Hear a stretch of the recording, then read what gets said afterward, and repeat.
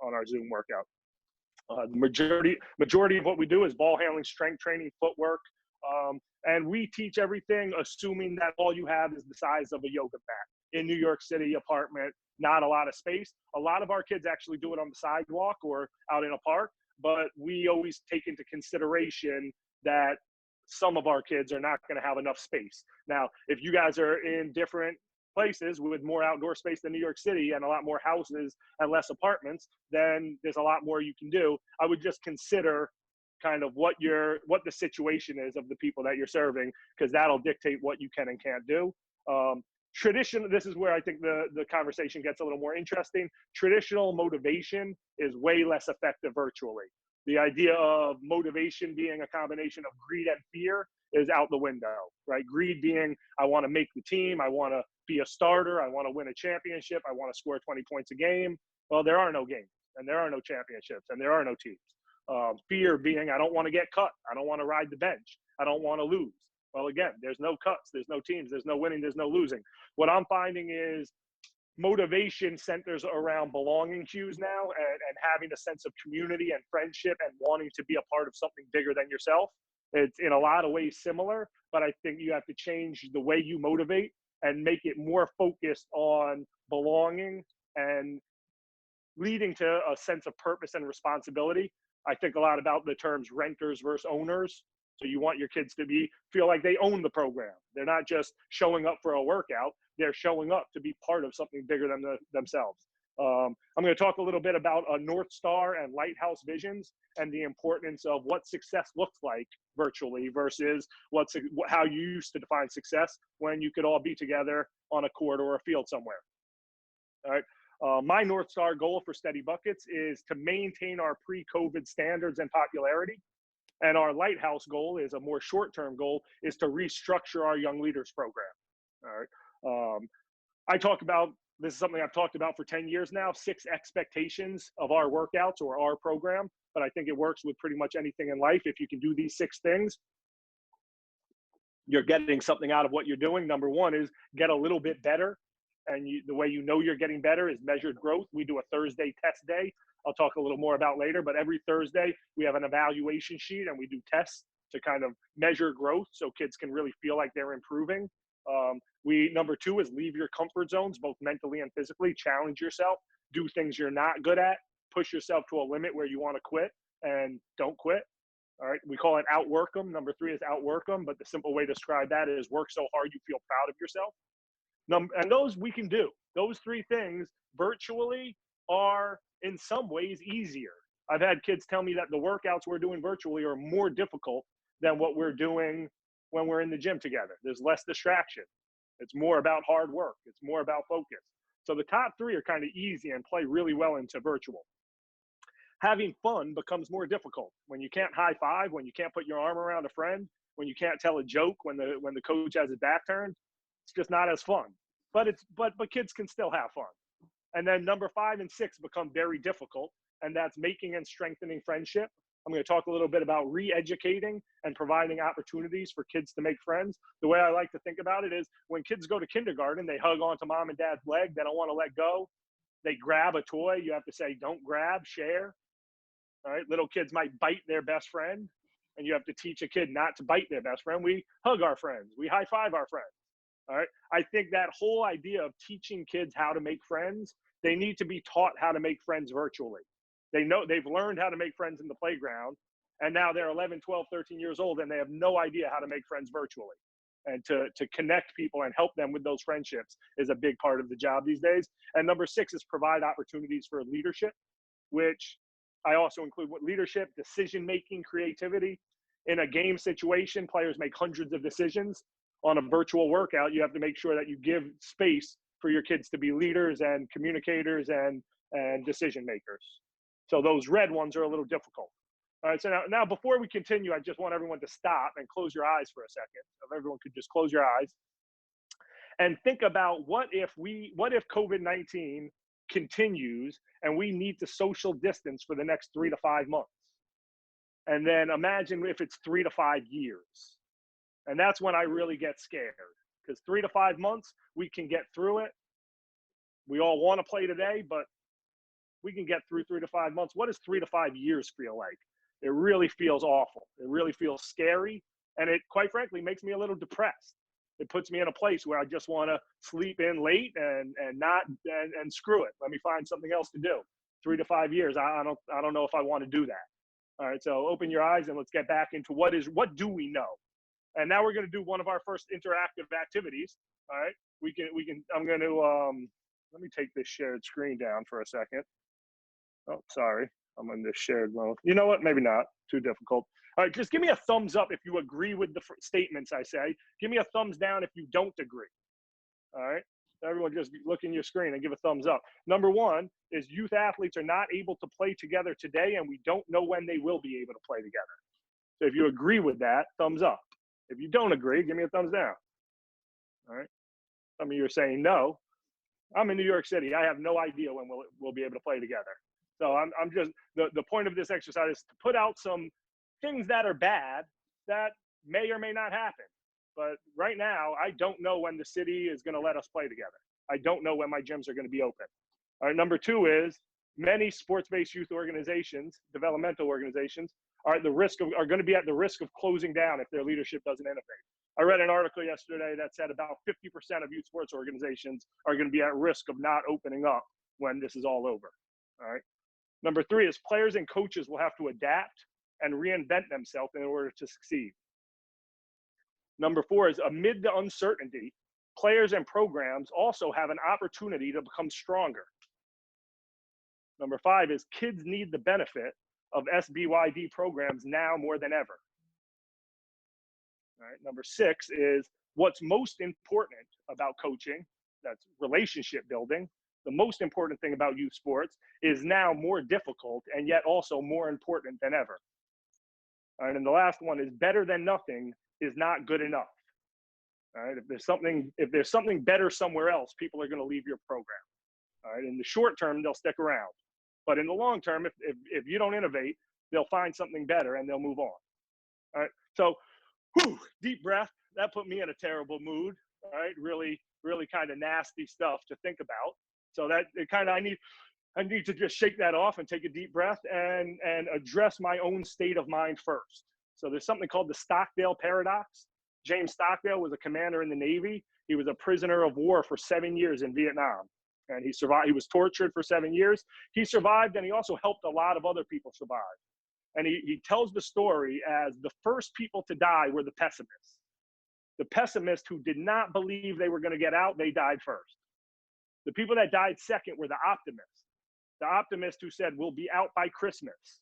And then when Christmas came, they said, we'll be out by New Year. And New Year's came and passed. They said, we'll be out by Easter. And then Christmas came again, and they started dying. And he said, in order to survive, you must never confuse faith that you will prevail in the end with the discipline to confront the most brutal tasks of your current reality. And I think that's a really important thing to keep in mind as we live through this terrible time in our life, to stay very optimistic and yet remain based in the brutal facts of our current reality. And furthermore, I like the quote. He said, I never lost faith in the end of the story, never doubted not only that I would get out, but also that I would prevail in the end and turn the experience into a defining event of my life, which is, in retrospect, I would not trade. He was a prisoner for war for 7 years, was tortured for 7 years, and he said, I wouldn't trade it for anything. It was the defining moment of my life. One of the things I preach to my players is some of you will get a scholarship and look back and say, I'm here because of COVID-19. That quarantine time is the time I became a real athlete. I worked on my core. I got stronger. I became a point guard rather than a small forward at 5'11". And if it wasn't for COVID, I would not be, 10 years later, I wouldn't be in the position I am today. So I think we can use this terrible thing to also be a defining moment in our lives. And I think that can be done for players, coaches, and organizations as well. All right. So now, who's our competition? Our competition is now Masterclass. We got Simone Biles, we got Stephen Curry, we got Serena Williams. They will teach you how to play their sport, and they are the best who've ever done it. All right, so how do we compete with them as youth sports coaches? All right, well, let's talk about what they are. Those master classes are big budget productions with lighting and editing and camera angles. They're taught by the world best. They can be stopped and started and rewatched anytime, but they are not able to give personalized encouragement. They are not detailed instructors, and they are not able to make corrections when players are doing something wrong. All right, they're not taught by someone who cares about you, and they do not provide a community where kids can develop friendships. All right, so in order to be better than those three, to be better than a master class, you have to dial up the things that they can't do. You have to make your number one focus should be the things that they can't do. All right, put about 10% of your energy into the things they can do. Like for me, Steph Curry can teach ball handling and shooting. So I'll put about 10% of my energy into ball handling and shooting. About 90% of my energy goes into the things he cannot do, which is developing friendships and showing that I care about my players. All right. Circling back into one of the first things I said, don't waste time. Just invest in loss. Get going. All right. One of my favorite quotes is Nelson Mandela. If you know me well, I love quotes. So there'll be some quotes in the presentation. But he said, I never lose. I either win or I learn. Now's the time to take risk. Now's the time to try things, experiment. We're still in the early stages of this virtual coaching. And just, I want to encourage everyone to give yourself permission to run a bad practice. As long as you're learning from it, all right, and as long as you give yourself a lighthouse goal and build yourself a ramp where you can improve regularly, I encourage you to leave your comfort zone and try things that you've never tried before and really think about redefining the way you coach.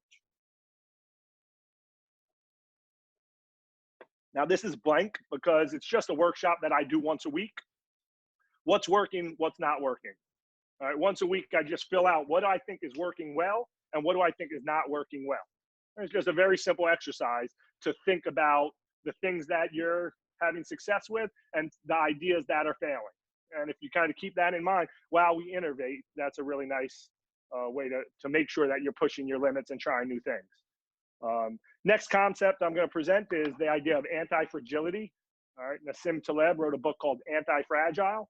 And the idea being the fragile breaks. Under chaos, under a negative situation, something that's fragile breaks. Something that's robust stays the same. And something that's anti-fragile actually gets stronger. And I was talking to one of my former players last night who played at St. John's, and he's playing overseas right now. And the conversation is, can you become a point guard during this time in your life? He's played the 2 and the 3 his whole life, and he's good enough to play overseas. But his goal is to play in the NBA. And I said, Bashir, if you can turn yourself into a point guard, when this is all over, you can now present yourself as a 6'5", 6'6" point guard. You might end up in the NBA. And that's just my example of, you might look back and say, if it wasn't for COVID, I never would be where I'm at. But if you redefine this negative as an opportunity to become stronger, it'll change the lens in which you look at it. So number one, address the aspects of the games that often get ignored: strength training, flexibility, fundamental technique, meditation, diet. I think it's a great time to gain weight for kids that need to gain weight for their sport. I think it's a great time to gain weight for basketball players. They really struggle on gaining weight because they run so much up and down the court. And now you can do a lot of strength training and really make a goal to gain 10 pounds of muscle. This is a life-changing event. And I've said this a couple of times, but players are going to look back on this as a defining moment in their athletic career potentially. The other thing is it expands our reach as coaches. I'm now running a national program. I used to run a New York City program, and now I have kids showing up from all over the United States and some other countries as well. So overnight, we've all become national programs. That's something that we can become stronger with. All right. The other thing you can do with Zoom, and we should be doing it right now, I guess I forgot, but you can record these things. All right. I record myself when I coach, and I very often watch myself coach. All right. That's something that probably we don't do very often. I don't know a lot of coaches who film themselves. They might film the practice and show the team what they look like, but what coaches film themselves to study their development as a coach? Well, with Zoom, you can very easily film yourself, and then the next morning watch your practice and see how you can get better. You can spend more time learning new drills, and most importantly, you can spend more time showing your players how much you care about them. All right. Here's just another little worksheet that I put together. Helps with VX goals, whether it's a North Star or a lighthouse, a long-term or a short-term goal. But version 1, your V1, give yourself permission to be bad, to just throw the worst product out there for 4 weeks, but learn and innovate. And by V2, weeks 5 through 8, try to get better. And then weeks 9 through 12, try to be at your best. So don't try to be your best in that first week, because if you try to be your best in week 1, 2, 3, 4, you'll find yourself playing it safe, and you'll find that you're not coming up with any new ideas. And if you just give yourself an opportunity to make mistakes and try things that might not work, you'll find yourself innovating a lot faster. I think this is something that players can do, coaches can do, and organizations can do. So that's just an easy worksheet where you can fill it in yourself in your own time and think about how your players can approach a 12-week period, how coaches can approach it, and how organizations can approach it. All right. So how do we connect virtually? And this is, I think, the most important part of the presentation. I think it's the biggest challenge that we have as coaches right now is connecting with our players and helping our players connect with each other. All right. I love this Popovich quote. He says, relationships with people are what it's all about. You have to make players realize you care about them. And they have to care about each other and be interested in each other. Then they start to feel a responsibility towards each other. Then they want to do for each other. So how do we do this virtually? It's so much easier to do it when we can put our arm around each other, joke with each other, high five each other, be in the same area. So how do you do this virtually? Number one, amplify your warmth as a coach. Acknowledge everyone by name multiple times. Just be nicer than you've ever been in your life. All right. Number two is show gratitude. We do something called shout outs, and very often people shout me out. Coach, I want to give you a shout out. Thank you for doing this, so we all have a place to practice. And I always have the same answer. I say this maybe 3 times a night sometimes. I say, no, thank you. I need you more than you need me. Without me, you're still a player. Without you, I'm not a coach. All right, so that's something that I say over and over. Anyone who thanks me, any player who thanks me gets the same answer. No, thank you. I need you. You don't need me.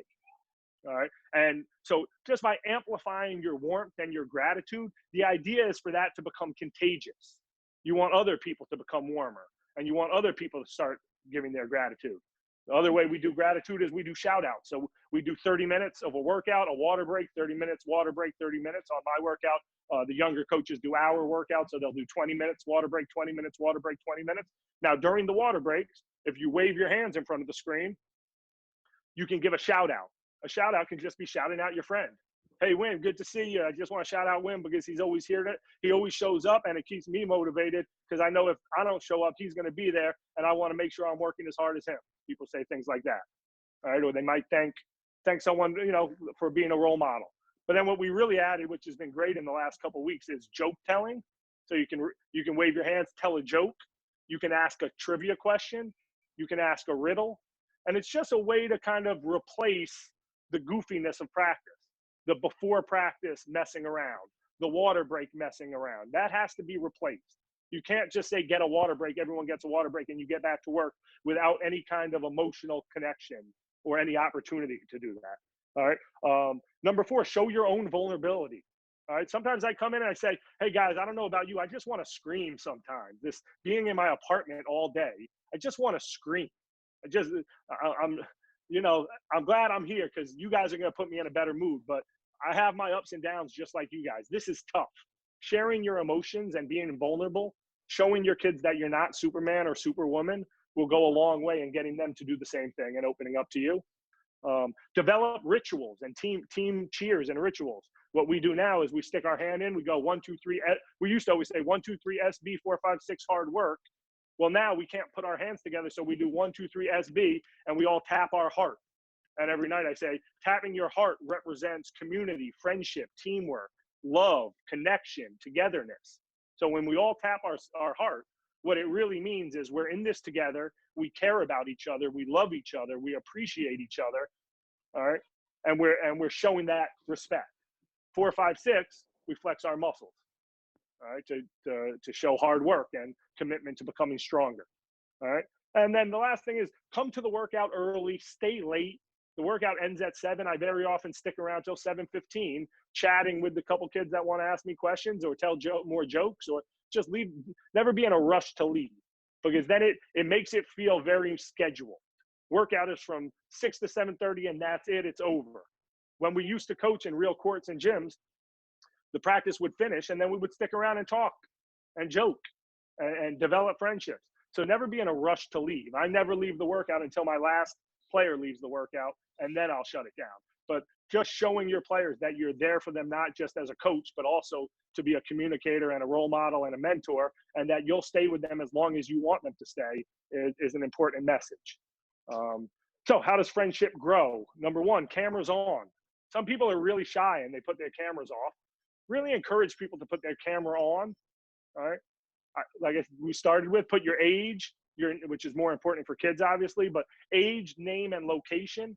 Otherwise, there's zero chance if their camera's off, especially, or their name is wrong. Sometimes people enter and it just says iPad. Oh, I need you to change your name. I can't coach you if your name is iPad. All right. And the last piece on that, which I have mixed feelings on, but I allow people to have their video off. Some people are so shy that if they have to put their video on, they won't do it. And giving people the option to put their video off, but encouraging them to have their video on is the strategy that I take. I think depending on the size of your community, you can have different rules about having camera on or off. But that's one piece of it. Have fun, tell jokes, riddles, trivia, give shout outs we talked about that really ignites friendship. Create small groups and for competitions. That's what I'm working on now. That's the next step for me. You saw in my lighthouse goal is reinventing my young leaders program, so we can get into smaller groups where players can connect in small groups. And these are going to be unsupervised practices. So you're encouraging players to get together and work out together without a coach. I think again, there's no you don't want to make it so there's 100% supervision. I think giving kids a chance to be kids and there's no adult in the room is important as well. So we do that through breakout rooms, unsupervised breakout rooms. One thing I'm going to do is start encouraging people to eat together. So if you're in a certain group, just try to have lunch together twice a week. It has nothing to do with basketball, but it has everything to do with developing friendship and a relationship. We sing happy birthday songs. So before the workout, I look up if it's anyone's birthday. All right, and I have my list of, I have a big program, so it's always 3 or 4 birthdays in my program. And if one of those people is in the workout, we surprise them. Nobody knows that I know, and then we sing them happy birthday. Things like that just go a long way. And not just for that kid who needs a special birthday shout out, but the whole community realizes how much we care about everyone. And it makes us really feel like a tight-knit group. This just happened 2 days ago. A kid named Maceo and Anthony, who have very different backgrounds. Anthony lives in Brooklyn. He's always working out in a park with projects in his background. Maceo's in the country somewhere, and he has a huge mansion in his background. So you're talking about kids from completely different backgrounds, and they've developed this great friendship.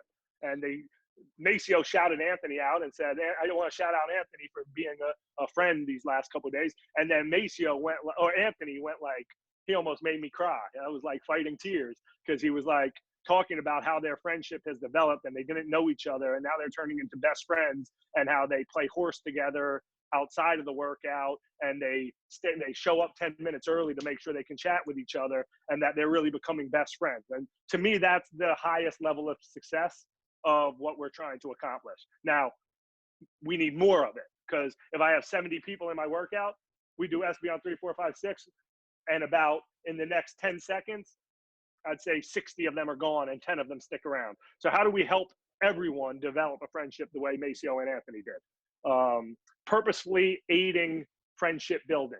All right, telling people they have a lot in common, but specifically saying, I think you two should be friends. Jameson and Wynn, I think you have a lot in common.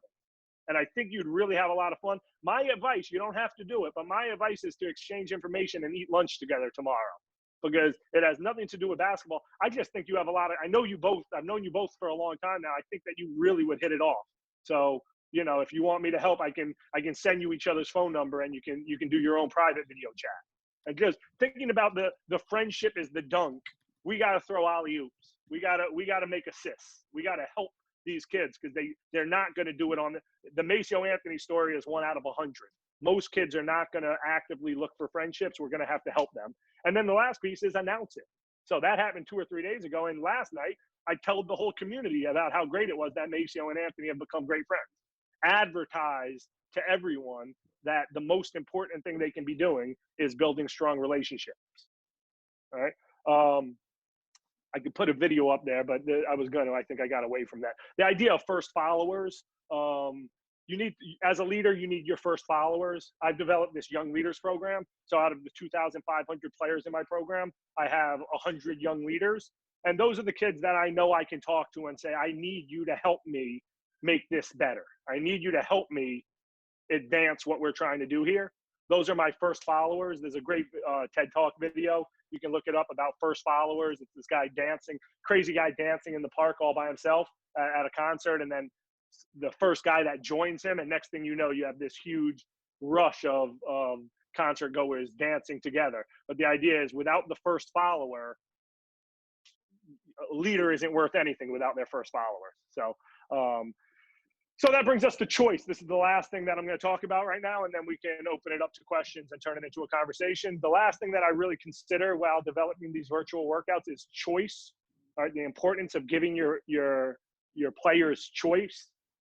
All right, like I said, during a basketball game, players probably make hundreds, if not thousands, of decisions.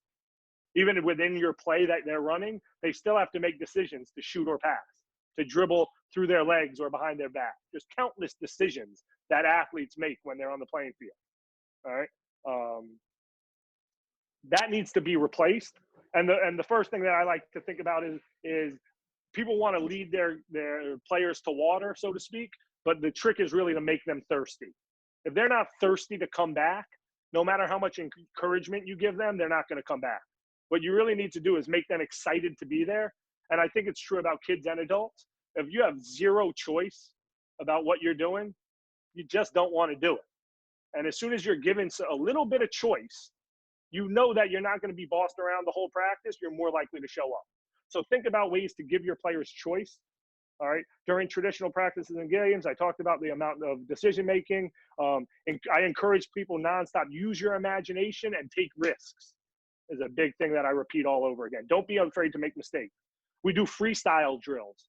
So mixed into all the workouts where I'm telling them exactly what to do, we do freestyle drills, which means everyone do something different. Be creative, be your own person, show a little of your own personality. We do different levels of difficulty drills. So I could show you one drill that has 4 versions, and it's up to the player which version they do. Again, sometimes you see the best player doing the easiest version and the worst player doing the most difficult version. The important thing is they get to choose which version they get to do. All right.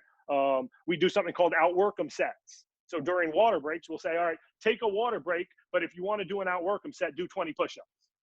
Again, this is just designed to be a choice. I either choose to be the hardest worker in the group and do 20 more push-ups, or I choose to get water.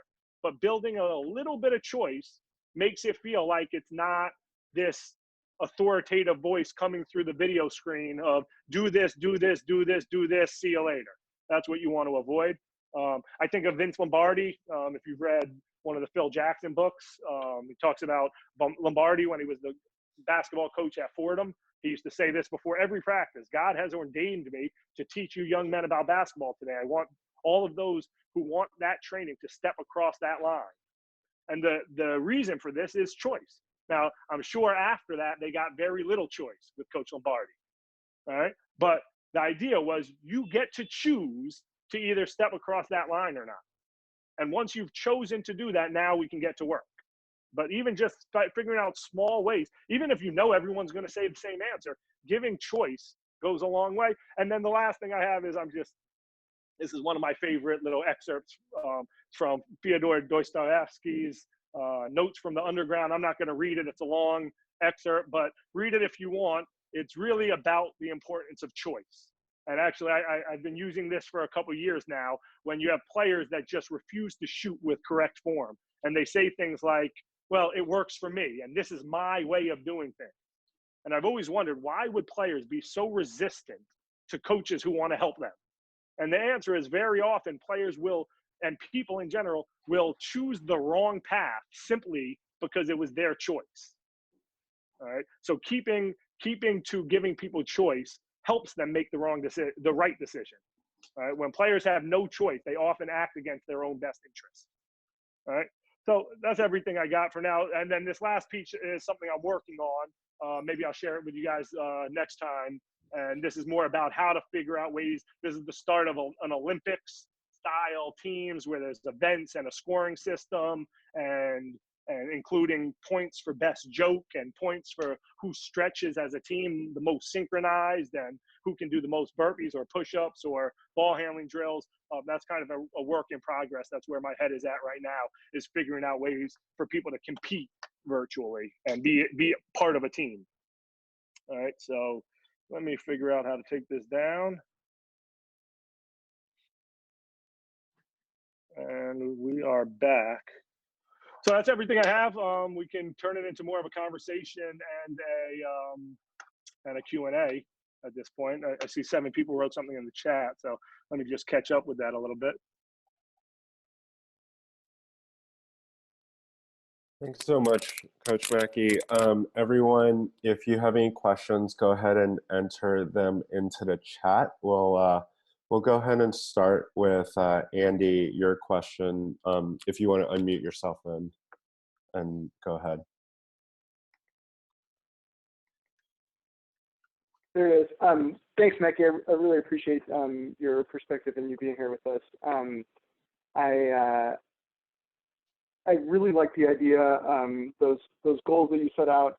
And one of the questions that I have a lot, and especially thinking about our coaches who deal with kids who have experienced a lot of trauma, that goal of having kids leave their comfort zone is a really interesting one to me, because that's where growth happens. And at the same time, a lot of kids have really small comfort zones or have really good reason to fear leaving their comfort zone. So how do you think about that, and how would you advise coaches to interact with that truth?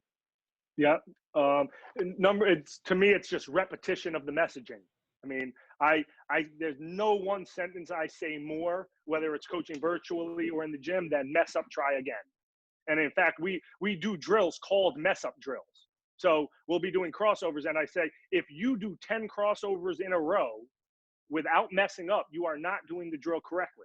The drill is to go eyes up and fast until you mess up. Well, it does a couple things. Then you highlight the best players in the workout, and you say, there's a kid named Russell who's coaching right now, actually, one of our young leaders, but he's been in our program since age 4. He's got a fantastic ball handling skills, and you point out he messes up more than everyone else.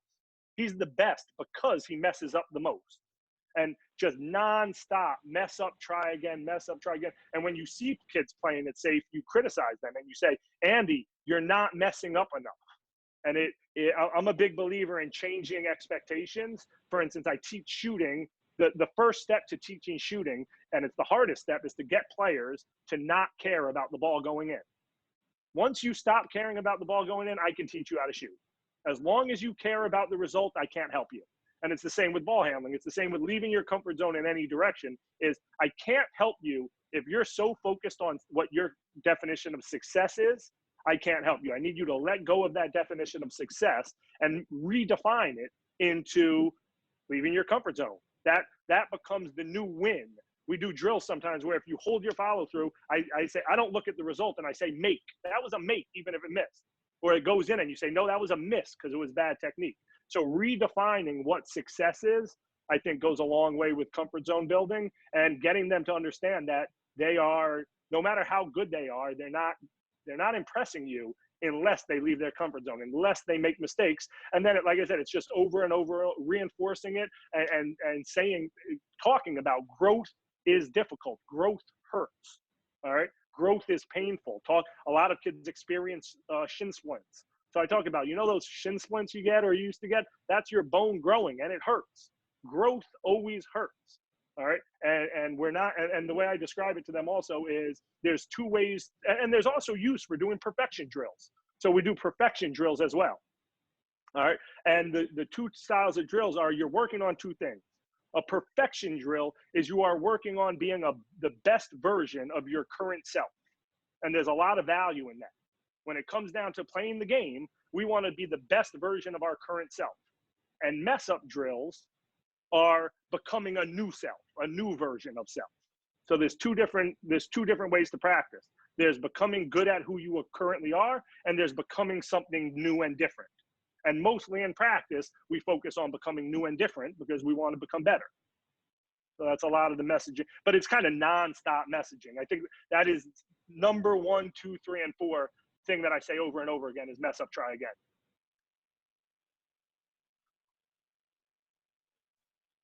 Great, thank you. I had a question. Given the environment right now with the COVID pandemic, coaches are also going through that and going through their own experience with it. How can we encourage and support coaches to balance their own self-care with how much they give to players? And then, and to follow up with that, are there ways for teams to create structure to help coaches feel supported and appreciated?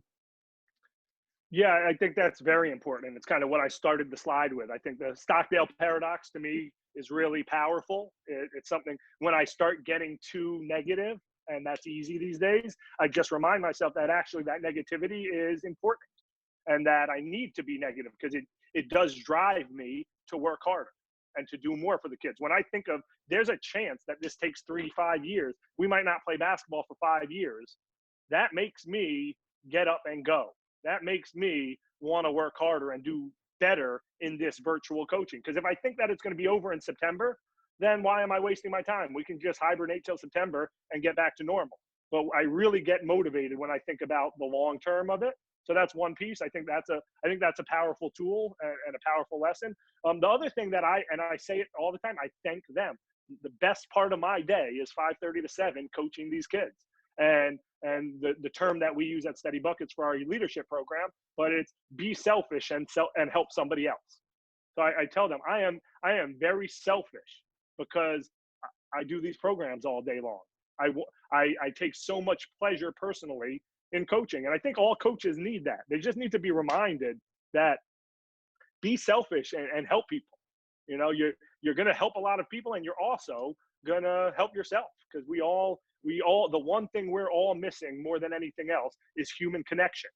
And yes, nothing beats a hug. Nothing beats a fist bump or a high five, but a smile goes a long way. Seeing your friend smiling. Sometimes we do flexes, but I'll do a team smile. So we bring it in together and we say 1, 2, 3, smile. Try it right now, everybody. 1, 2, 3, smile. Big smiles, big smiles, big smiles. It kind of makes you feel a little bit better, and it reminds you how important it is to connect with people, and that it's still possible. So my gut is that so many people are still in shock. This is the most traumatic moment in our collected lives, right? As a society, we are all down in the dumps, and it's easy to sleep in and it's easy to say screw it, but getting people to understand that by helping other people, they're also helping themselves, I think, is a powerful way to get coaches up and moving. Thanks. Paul, you're up. Hey, Macky. Thanks again. And my question, we had a lot of focus on how to coach directly to kids, but you also mentioned the young leaders and the fact that you have them running a lot of these coach sessions. So how do you train and support these young leaders and kind of monitor their success and their challenges? And do you have examples? One, this is a young leader who's doing great, and here's why, and here's how I support them, and here's one where I had a challenge, and this is what I did. Yep. First of all, we have the advantage that we were running this young leaders program for 2 years now. So I have 100 young leaders. We do seasonal trainings. So we do three full weekend trainings a year. So they get 6 hours Saturday and Sunday. So they get about 36 hours of training every year. And then we run something called our AYBL, is our all youth basketball league. So all the coaches and refs are kids that are just a year or two older than the players, and the adults fill out evaluation sheets on the coaches and the refs. So the supervision is really about evaluation. And so these kids have been coaching for 2 years now, and they're getting pretty good at it. So that's obviously the advantage we have, that they were already primed for this. But then the next part is it's something that I started about 3 years ago. Again, talking about leaving comfort zones. My comfort zone is taking over. My comfort zone is leading the group. And about 3 years ago, I consciously, both with my paid staff and with the young leaders, I purposefully said, I am going to take a step back because they can't grow if I'm doing everything. So Can I do a better job than my young leaders? Yes. But if I do it, then they can't get better. They can't grow. So I give them the opportunity to fail. But I listen to it all day long. So, I always have my computer on. I don't stand there and watch it and pay attention the whole day because I trust them. But I do check in every couple minutes. And I actually, the time that I really watch is water breaks. I'm not so interested in ball handling drills. They can do that just as well as me. What I'm really interested in is the riddles and the jokes and the trivia. And actually, I learn from them just like they learn from me. So the trivia started with a young leader coming up with trivia, and I saw how much the kids loved it, and now it's part of our programs. It's part of our culture. I do give them feedback. I can one nice tool is I can text them directly while they're coaching. So I don't want to interrupt them because I don't want to take away their I don't want to take away their authority as a coach and make everyone feel like they're coaching, but Macky's really there. And the second something goes wrong, he jumps in and interrupts. But I very often, sometimes I'll hear them being a little harsh on somebody. And I just remind them, I'll just type amplify your warmth. And that's just a reminder. You can't be over harsh. And one thing that young leaders struggle with is they try to be harsh. I'm pretty harsh. But I'm harsh on the ones that I know. I'm harsh on the kid I've been coaching for 5 years who wants to play college ball. I'm not harsh on the kid that I'm meeting for the first time. So sometimes they do their Coach Macky imitation, and then I say, dial that down. That's how I would talk to you because I've known you for 7 years. That's not how I would talk to someone that I don't know. Do you know their name? Do you know where they live? Do you know what their strengths and weaknesses are? Do you know what their likes are off the court? Do you know anything about them? Because if you don't know anything about them, you can't coach them hard. You can only coach someone hard once you know something about them. So but I'll just text them and I'll just give them something to do. Or if I see them struggling, I'll give them a way out. And nobody knows that I was helping them. So they maintain the allure of having full control over the group, and I'm still there to hold their hand when they need me.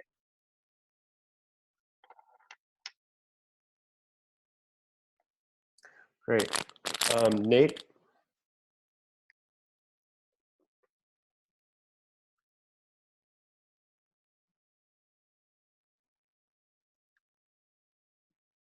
Nate, unmute yourself.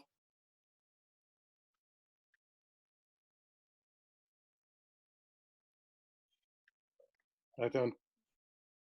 Is he here? He's there. I think it still says mute. We can unmute him also. Nate, I got him. No, he's unmuted. Should be. Maybe not. How about now? Can you guys get me this time? Yeah, we're here. Yeah. All right. I'm sorry. I have no clue why it was giving me such a hard time. Coach Macky, thank you again for your time today. My question is very similar to Paul's, but maybe around any specifics that you might see. Are there areas where your coaches who are hosting these virtual experiences need maybe a little bit more support or maybe a little bit more training to feel really comfortable? Do you see any common areas that are kind of creeping up between your different coaches? So what's really interesting is the kid who's coaching right now. He's about to be done from 1 to 2. He coaches every day from 1 to 2. Advanced ball handling. It's actually our most popular class other than the one I coach. It's our most popular class, and I've known him his whole life. He's a very strong ball player, ball handler, point guard. He is so shy. I mean, just can barely say hello to anyone, and he is crushing it virtually. So the first thing I would point out is some people are going to be stronger virtually than they would have been live. Some people will be weaker. So I think it's important to highlight the positive, not just the negative, that some people are actually more equipped to be a virtual coach than they are face-to-face. That's one piece of it. In terms of training, like I said, all the coaches who are doing it are people that have been in the program for a long time and done our Young Leaders program, and they've worked summer camp and things like that. The biggest challenge is dead air. I think of it, it's like we're on a radio program.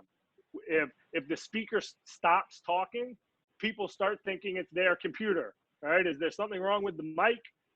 So one thing that I do and I encourage them to do, if you stop talking for a little bit, sometimes my phone beeps. It's an important email. Full transparency. Hey guys, I need 30 seconds. I got an email. I'm going to help somebody out real quick. Keep working. I'll be right back.